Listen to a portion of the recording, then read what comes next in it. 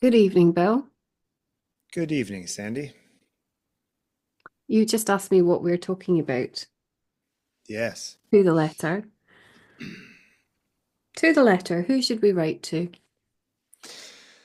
Do you write letters still? I write letters, yeah. Hmm. Do you think you're in the minority writing letters? Yes, I Do you am think the world in would the be a better minority. place if we wrote more letters? I actually think the world would be a much better place for lots of reasons if we still wrote letters, yes.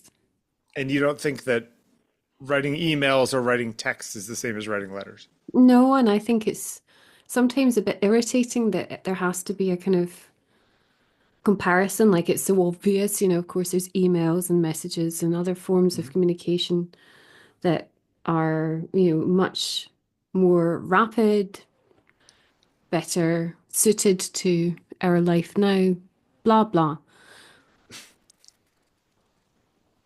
But those aren't good enough for you. Well, I'm just asking this evening, Okay. who should we write to? Um, I think we should write to our favorite artist in the world. Okay. And if you write to your favorite artist, Mhm. what do you think happens in the process of writing?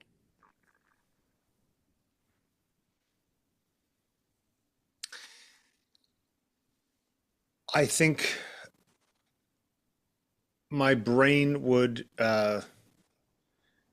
I don't know, try to contain all the things that I felt about that person and put it into a way that they might understand without creeping them out. Okay. Um, is letter writing a distillation of emotion? Yes. Okay. What else is it? It's a physical practice. Like it's a thing that your body does, you know what I mean? Like it takes time too. Mm. Time's an I mean, interesting one, isn't it, with letter writing? sure. Yeah. You Yeah, know there was that, a what? Go ahead. that is something that I think of when I write an email. Yeah. That there's no kind of gratification in sending or really receiving in quite the same way as there is, I guess, in that period of anticipation of a letter arriving or the anticipation of your letter winging its way somewhere else. Yeah. And I mean, that's maybe particular only to letters that travel great distances. For example, it could be a letter that you put through your neighbour's door by hand. Yeah. But nonetheless, there's still a kind of a longer lean into time and space, I suppose, with Yeah. letters. There's a cafe a few blocks away from me, and outside there's like bar, and people sit outside. And I had my camera the other day, and I went to go meet a friend of mine near there, and I needed to take my daily portrait, and I didn't have anybody that day, and there was a woman there, very cool looking woman, really well dressed, whatever, sitting there, and she was like, she had a drink, and she was reading a handwritten, like multi-page handwritten letter, double-sided. Wow. And my friend was like, "Oh, you should go ask her." And I said, "I can't interrupt her. She's reading a letter." Like, and seemed really intent on reading the letter too, you know. Um, I think I would be intent on reading a letter. Bill, I mean, we're going to do a homework this week. okay, I have to write you a letter. Yes, we have to write each other a letter, and then in a week's time or in a couple of weeks' time, we can come back to this idea of letters and what they mean beyond what they say.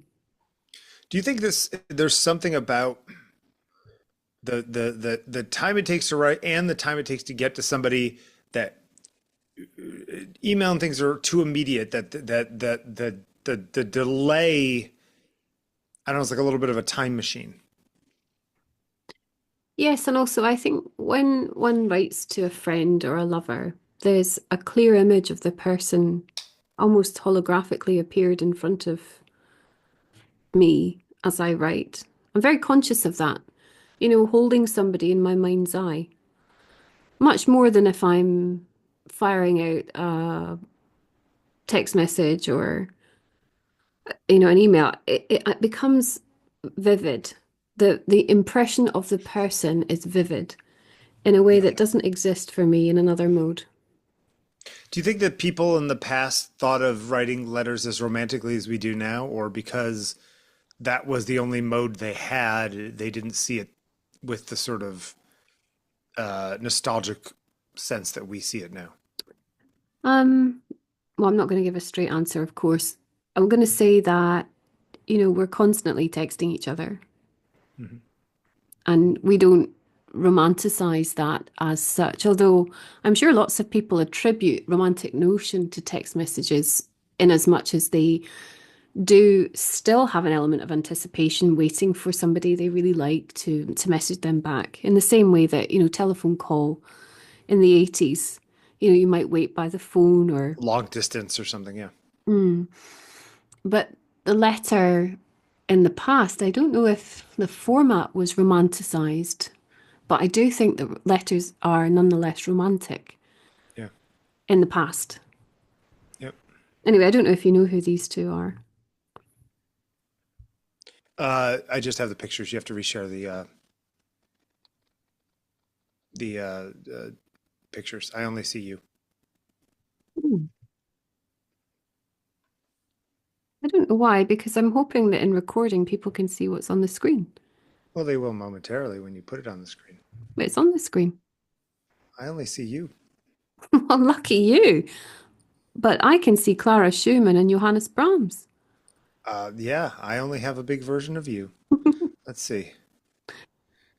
Because remember, you turned it off when we made the edit. Did you reshare it?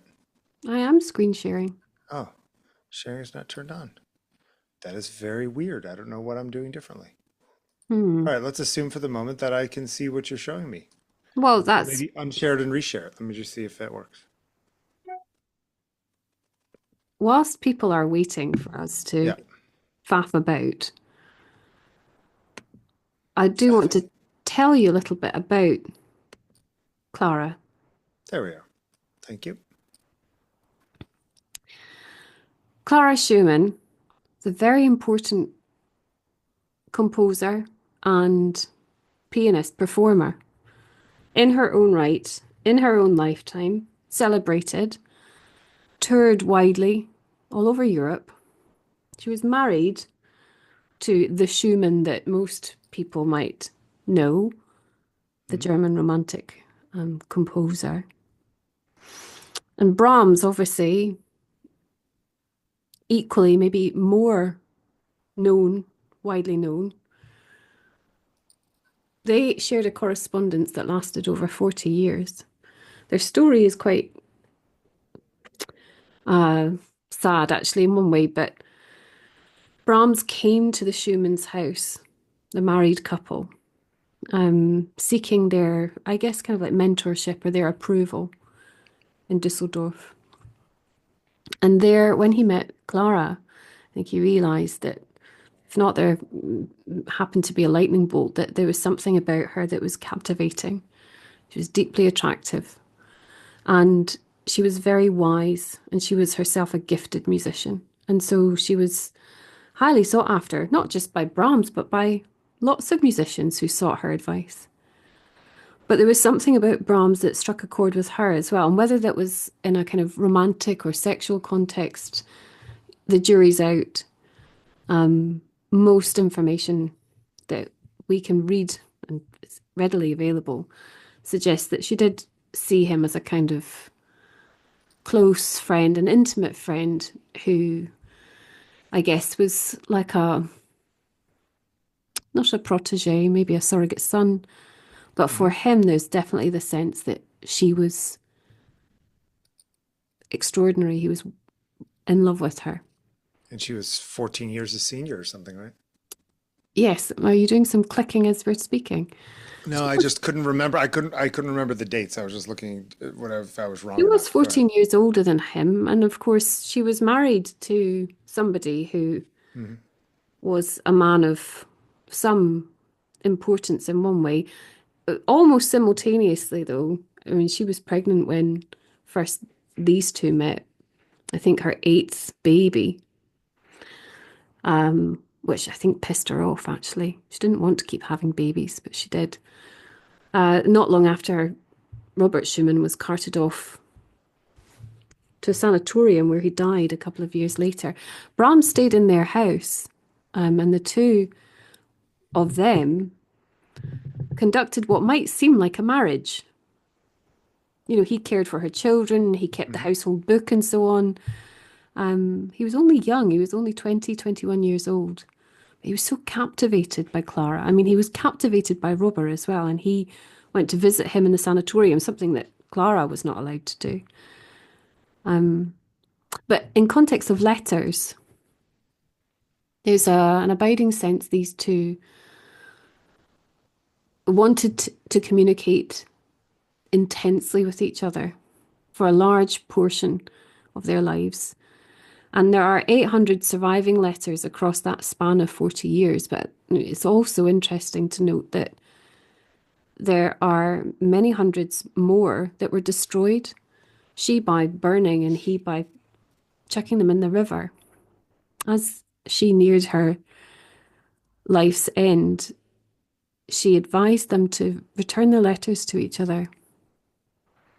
I mean, historians are fascinated by this. Musicologists want to understand this relationship more because Brahms created music after meeting Clara that reached, his maturity. Hmm. Where her influence is perhaps easy to spot when one puts them into context of love, feeling in love with another person, or indeed being disappointed that that love, for whatever reason, cannot happen. I mean, when Schumann died, Robert Schumann, in the Hmm. sanatorium, that did free Clara to marry again, should she wish to. But actually, she wanted to play music. And so when traveling, she would write to him all the time. She wasn't going to make that mistake again. No, she wasn't, but um, letters here, and their letters particularly, are rather, as I said, sad, rather beautiful. They're full of restraint, but Yeah, sometimes that's a very, excuse this thing, but it's a very British thing, right? Finding beauty in restraint.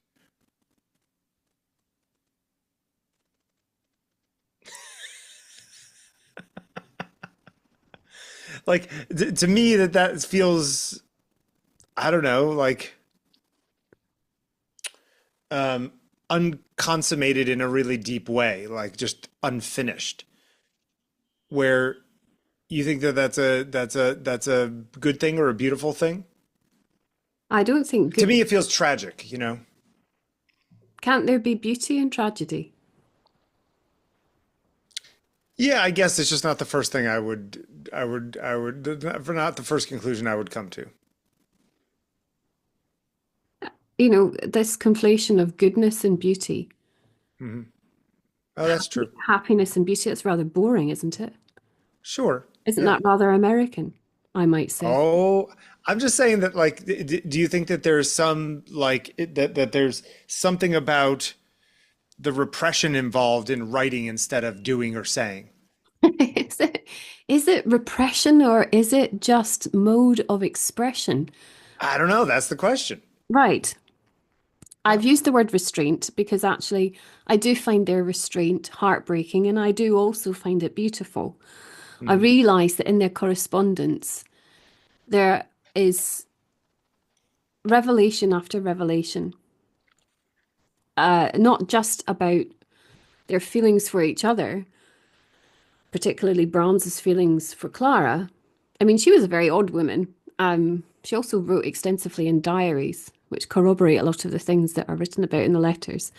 But the expression of their intimate relationship, their love for each other, whatever that love was,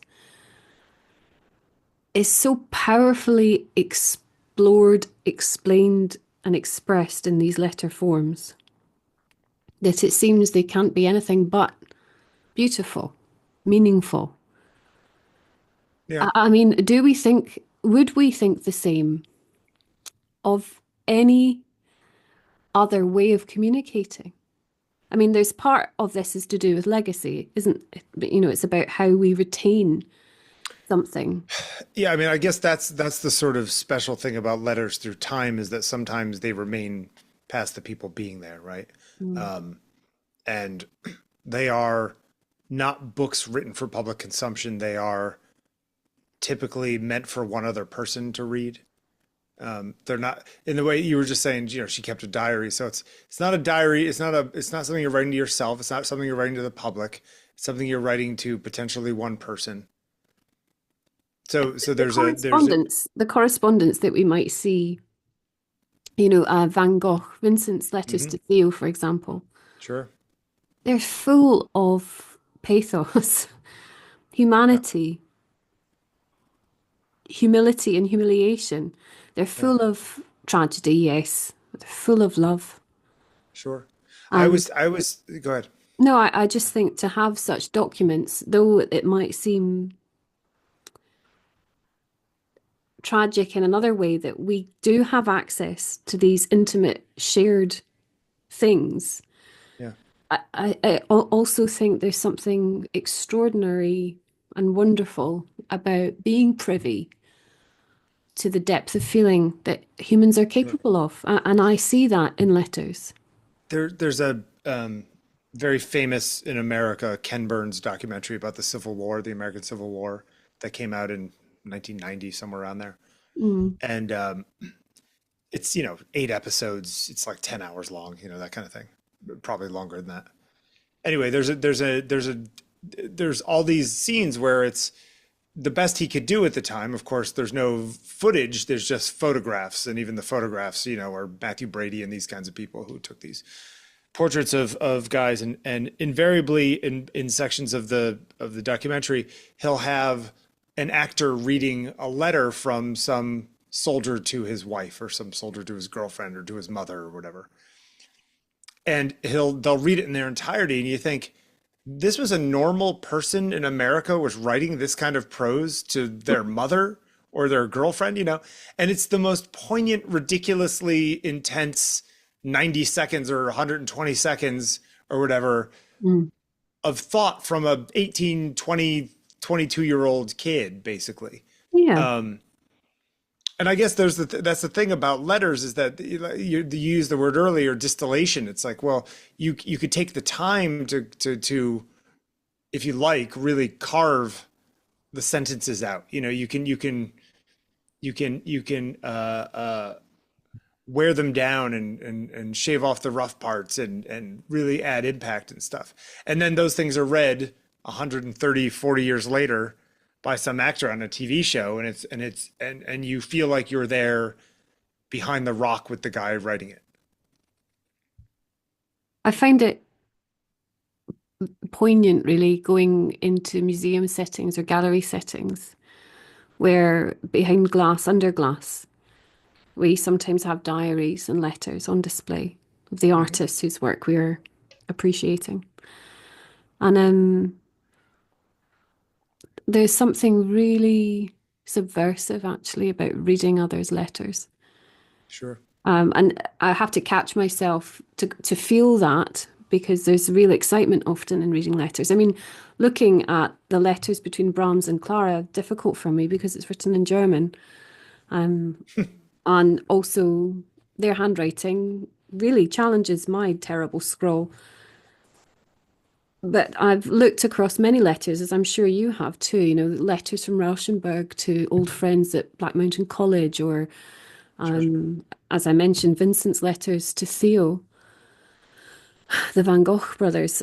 Letters travel, letters stand a test of time. Someone yesterday in dialogue, when I was speaking about this with the group, said to me what had not occurred to me, that writing an email is a greater risk than a letter because it can never be erased. So that might be deleted, True. but it can't actually be erased. Whereas, of course, if there's a letter, there's usually one copy and it could be Burn it, lost it's or it could be gone. burned in the same way that you or I might feel about paper photographs. Sure. But that to me, there's a huge risk in writing a letter and sending it out into the world. Yeah. Really, there Both. is. I mean, I've written to people and I've bared my soul and I've expressed my love or my disappointment, or I've written to people and I've beseeched them something or whatever it's been. And it And didn't it come has been back. an enormous moment for vulnerability, to know the vulnerability in oneself as that letter drops into the post box and disappears from sight. That And you can't something get you it back. can't get it back. You cannot get it back. Yeah. Um, anyway, I do love Clara Schumann. There's a very interesting lady in the States who runs the Clara Schumann channel. I would urge people to go and find out about her and look her up. She's a musician, mezzo soprano, I think, and a real Clara Schumann buff. Lots of people interested in her, a real renaissance. Not the same type of person, but in the same way that we've come to rediscover people like Gwen John. Hmm. There's a sense that, or Charlotte Solomon, people who Yeah. otherwise become invisible through time are starting to resurface again. I don't know quite why that is, and maybe it has something to do with letters, because Clara Schumann absolutely deserves a very prominent place in cultural history in Europe. Sure. And Well, yeah. how many people, how many people know her name? Not enough. Many do, Sure. but not enough people do. I don't think as many people know Clara Schumann's name as her husband's name, even though she was in so many ways far superior, far more resilient. And certainly, I love the expression someone once said to me, with your children, if you hold them like that, they will run from you. Whereas if you hold them like that, they'll sit in your palm. And I feel with Schumann, she's expert at holding Brahms like that. So is Brahms her child or her potential lover? Well, I mean, they had lots of playful exchanges. This is actually a quote from Arabian Nights. They read Arabian Nights to each other, and then when they were apart, he wrote this to her, and it's one of the first times in a letter that, though it's a joke and it's intended to amuse her because she was distraught at this point, she was in a Great Depression because of her husband being put into the sanatorium. He wrote this to her. It's the first time he says that he loves her in a letter. Even though he's doing it in somebody else's voice to some extent. Yes. Would to God I were allowed this day, instead of writing this letter to you, to repeat to you with my own lips that I am dying of love for you. Tears prevent me from saying more. Prince Bra. He's cheating his position, right? I mean, he's it's plausible deniability. Well, I mean, there are many times, you can, by the way, the Clara Schumann channel, the lady who runs that, she has tirelessly worked to bring letters to readers, letters between Clara and Brahms out into the open. Clara's life out into the open. It's not just about Brahms. I mean, that would be dreadful to think that Clara Schumann is only about Brahms, but it's such a fascinating thing to talk about in context of letters because their correspondence was so long and also intensive and effusive. There was just so much of it. Yeah. I can't remember what I was going to say about that, but fast forward 50 years. Where's this one? I don't know this one. Hmm. I don't know. I've got two actually. The other one's in Manchester, but Okay. I don't know where this one is. I know where she painted this. She painted this when she was first living in her little apartment at the top of her French experiment into being free. I mean, Gwen John, I've spoken about Gwen John several times before. One of my most favorite painters. I'm not I'm not even able really to articulate why. I can give you all the spiel that art historians would give, or people analysing an image for image's sake, say about, the quality of, the colour and her limited palette and blah, blah, blah. Yeah. But really, what it is about her is that she's soulful because she's so self-contained. She's explosive because she's not gauche in any way. Well, it's almost like it's almost like she has potential energy. Yes, but also that word restraint comes back. Yeah. And actually, the word distillation, two words that I've used already this evening, they both apply You somehow you to. you see virtue in restraint to some extent. Oh, do I? Thanks for telling me, Bill. I don't know. I know I'm asking. That was a question. Do ask me again.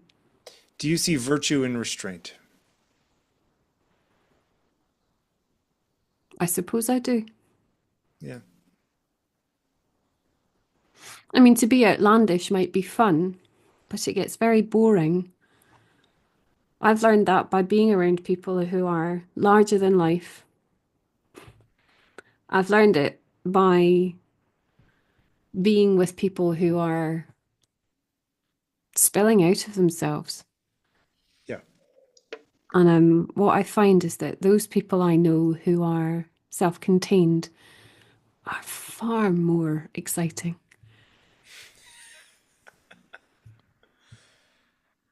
Are you laughing Uh, at me or with me? um, um, um, both. I'm doing Right. both. Why are you By the way, laughing? it's at the Rodin Museum. Well, of course, makes sense, bloody man. Anyway, Rodin, as you will know, was her sometime lover. She was quite obsessed with him, actually. And he pissed her off. I mean, this is a person who was calipered by men in her life, her lover, her brother, Augustus, Calipered. I like that term. what a pain in the ass they all were. She just wanted to be free. She was the most extraordinary person. Um, she didn't need the trappings of the nonsense of popularity, none of that business. She just wanted to be herself. There's something about in all the pictures of her, something about her neck that I really like. Her neck, the shape of her head sitting on her neck. Mm. Do you think that here's a question that you don't have to answer now, but we should answer in some other episode. Do you think I prefer artists that you identify with personally? Totally. I'm not Yeah. saying that I'm a virtuoso pianist, but what I do identify it with is when I read, you know, first of all about Schumann, and I read what seemed to be the description of a very odd woman, Yeah. and I thought, I'm an odd woman. But don't you see, Gwen John and Schumann as Clara Schumann as somewhat tragic figures? What's tragic about them? I mean, Schumann is tragic, yes, because let's face I it. guess I don't know, their inability at their time to live the lives they seem to have wanted to lead. Oh, hang on, don't be under any illusions. Clara Schumann lived a fantastic life, and though she lamented, Yes, but if she was obviously, alive in 2010 versus 1850, she might have had slightly more freedom than she would have had, right? I would just like to point out that Clara Schumann toured Europe many times. Yes. Yeah. And as soon as Robert was chucked in the sanatorium, Yeah. of course she was in a bleak depression. That was her husband. They shared 8 children. Yep. But That she had to take care of because of, yeah. oh, hang on. She Yeah. earned a lot of money. She supported that family. He was a penniless wastrel by I'm comparison. not taking anything away from her. I'm saying that, like, if she were a man, she probably would be far more remembered than she is, right? Because that's just the way the world was 150 years ago. Okay, but back to the letters. The letters Yeah. was kind of like a credence to her memory or something. But really, I do want to make the point that she was touring and earning, outstripping his financial performance many Hmm. times over. In fact, she could afford to send her eldest children away to boarding school. As soon as he was in the sanatorium, that's what she did. And she employed a nanny to come and live with the younger ones. And of course, by that point, Brahms had moved in as well. So he was taking care of the kids too. Yeah. And she went off touring. She found an enormous liberty in this change, so much as it was tragic. And you could say, oh, she's a tragic figure because the men in her life were, terribly sick and not I'm very. not saying that. You're saying that, but go ahead. Um, she was a woman living, and her letters give us this map of her experience. How extraordinary that she was writing letters back to Brahms, who was in her home tending to her children. Yeah, yeah. um, I just would like to point that out.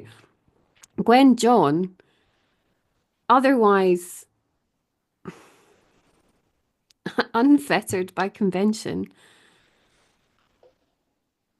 perhaps didn't have so many friends, but she was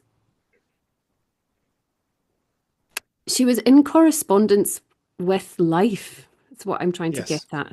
Yeah, okay. Yeah, sure.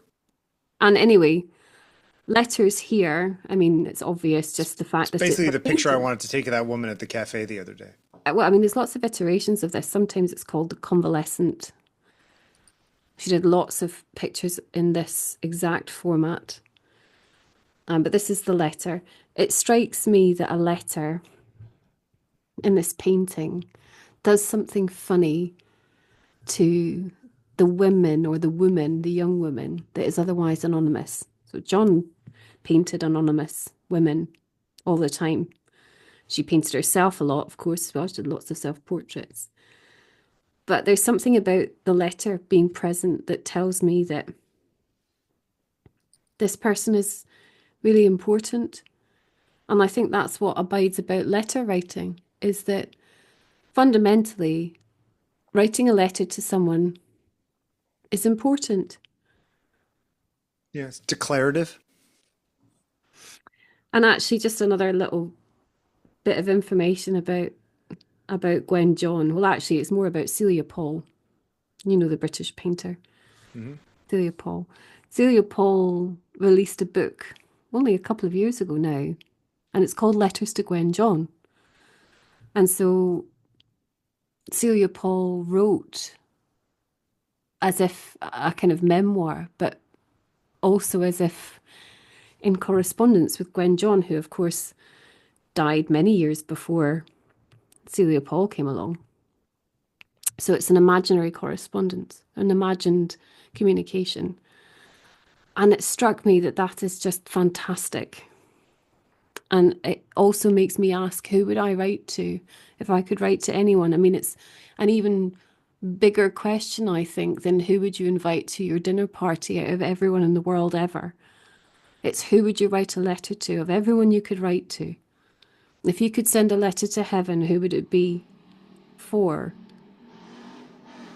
And it got me thinking about whether, in therapy, lots of person-centered therapies suggest that you write a letter to your former self. Hmm. And some more kind of progressive thinking therapies would say, well, write a letter to your future self. And then I start really going into whether there's wisdom in penning something out of time, whether that's to oneself or somebody else. Or Who somebody who's no longer here. who should we write to? That's my question at the beginning. Who should we write to? Well, now I want to write a letter to Gwen John. Well, Celia Paul beat me to it, but frankly, I mean, I would love to write to Celia Paul. I would love to write to Gwen John, and I would love to write to Clara Schumann. All three women so special to me, all united in some way by some form of letter writing. Perhaps you need to start writing more letters so that when you're long gone, people can rediscover you through your letters. Well, I thought you might say something like that. legacy is part of letter writing. Yeah. But as we've already discussed, the letter is very fragile. The letter Hmm. itself is fragile. They can get lost or burned. I mean, Clara did a good job of destroying well over half of her correspondence with Brahms. Um, would I ever seek to survive in the minds of others through the letters that I leave? The answer is no. But I realised I'd started doing quite an odd thing, which is that I'd started photographing letters I've written before I send Okay. them. So you still have a copy. And then I've thought to myself that there's something most unsavory, almost immoral about that. Yeah. And that stays with me, that sits with me, whether I ought to do that. I can understand that. I mean, there's a famous thing that Thomas Jefferson used to have a auto pen that was connected mechanically so that he could write a letter and it would make a copy that he could keep too. Mm. Um, but then the one you're sending to the person isn't the only copy. Is that what you mean? There's like almost a moral element to it. Yeah. Yeah, it seems much the same way that I describe, looking at Vincent's letters to Theo Hmm. underneath the glass in the gallery, wherever it's been, and feeling that it's an invasion, Sure. that there's an invasion once the letter is sealed in its envelope to ever open it again, even if it's my words. Yeah. It's at what point do those words I have written They're no longer yours. belong to someone else? Sure.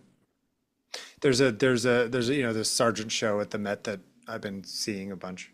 Mm. And because there's a Madame X, they Met owns the Madame X, and there's a bunch of drawings and things of Madame Goutreau or whatever her name is that he drew around there. And one of the things is a letter that he wrote, and in the corner of the letter is a piano that she's playing with just her looking over the top of it. So it's only like this much of her looking over the top of it as just a real quick sketch in the corner of this letter, and they have it up there. And it's neat looking at the thing, but I almost don't want to read the letter because it's not mine to read, somehow. Well, we did something last night that I just want to share before we finish. So, I mean, we looked at similar images to the ones I've shared with you this evening. Different questions in dialogue. It's a group and it's, I mean, similar to us. It doesn't have to be conclusive. It's just people talking together. You and I are friends. We know each other much better than I know those people in dialogue. But nonetheless, when I proposed that they each sit and write a letter, and I gave them the opportunity to write to themselves in the past or to write to themselves in the future, or indeed to write to somebody that they wish to write to, regardless of whether that person is alive or whether that person is actually known to them. So they all set about writing, and they sat probably for about 7 or 8 minutes penning these letters.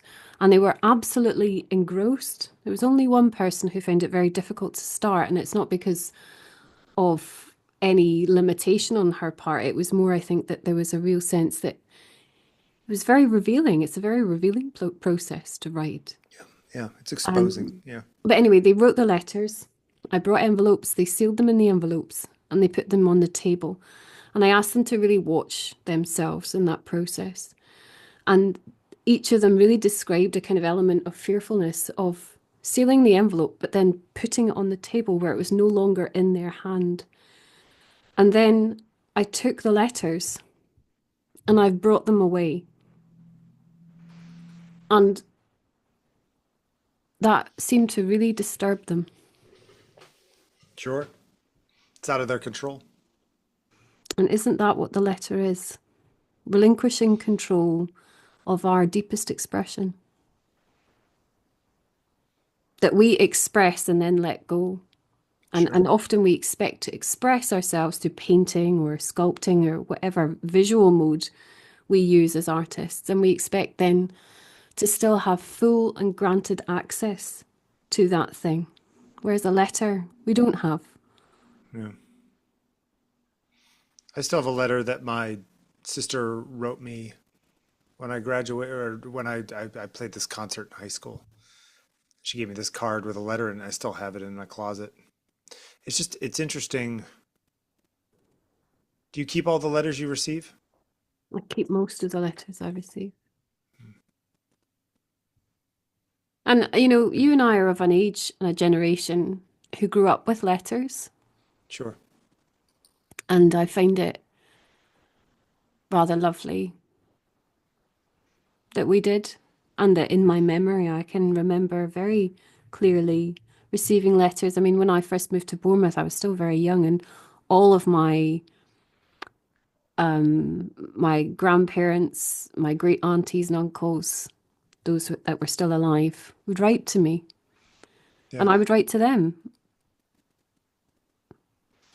My friends would write me when I first lived down here. Seemed so natural. I think we, I think there's also an express importance by taking the time to do it. If I sit down to write you a letter, it might take me a half an hour or an hour, right?